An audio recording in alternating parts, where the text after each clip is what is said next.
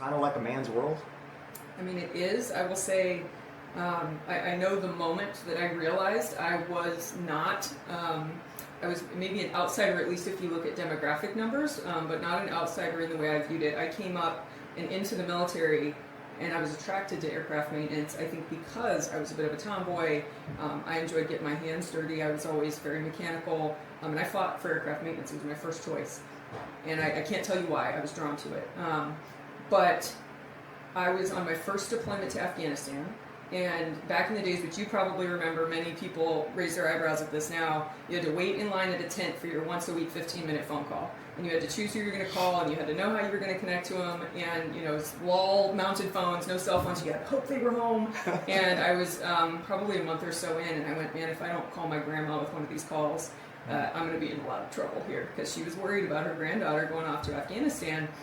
For reasonable reasons, I thought, and one of the first things she asked me when I finally got her on the phone was, are there at least other women there for you to connect with and to support you?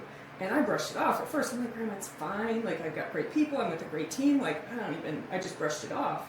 And I was working the night shift, so I didn't go to work till 4 p.m. And I went out and I walked the flight line, and I didn't see any. And we had 350 people on our team. And I went in with my chief, and I'm sitting down, and I'm like, I'm going to pull up our roster. And in that group of about 350 people, there were 3. And I was the only leader. The others were much younger.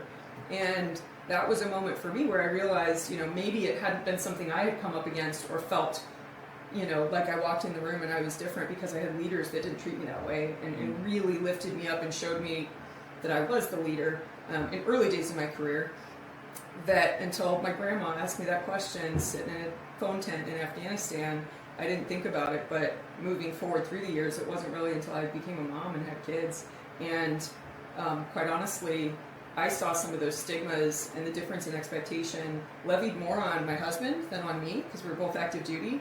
And in those days when, a kid's sick and we're taking turns and we're tag teaming this whole parenting thing, he got more judgment for stepping into his role as a dad than I did for stepping into my role as a mom. Because for some reason, being a woman, it was, okay, I guess I just got to deal with that. And for him, he didn't always get the same response. And so it's been an interesting little social experiment for us. It wasn't until I transitioned out of the military that I saw it through some different lights as well. But yeah, thanks to my grandma on that question, it was something I thought, well, she did it the last 5 times. And, it would be...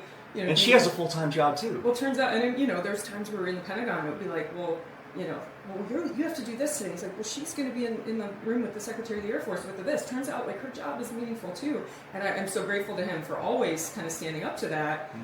But yeah, he faced, I think, more stigmas in being a parent as an active parent than I did, as we were both active duty. So you couldn't, and he was maybe in environments sometimes where they weren't used to a dual military spouse, and they just go, why are you even asking me this? Just have your wife do it. And I think a lot of people serving alongside us learned a lot from and through us, because we both always were equally kind of carrying the weight of that.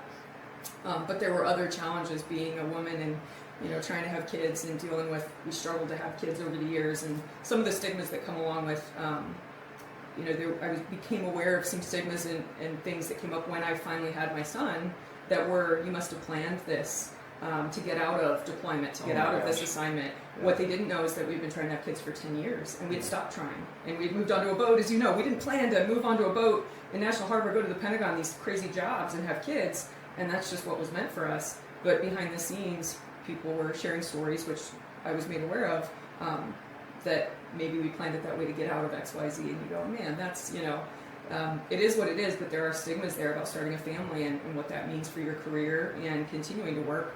And there were cases where other spouses in a more senior role were surprised and had some judgment that they shared with me that I was going to stay in after I had kids. Mm-hmm. So it's not always, I think, through the lenses you expect, but we definitely encountered some of those stigmas in different ways, I think, because of our dual mil service.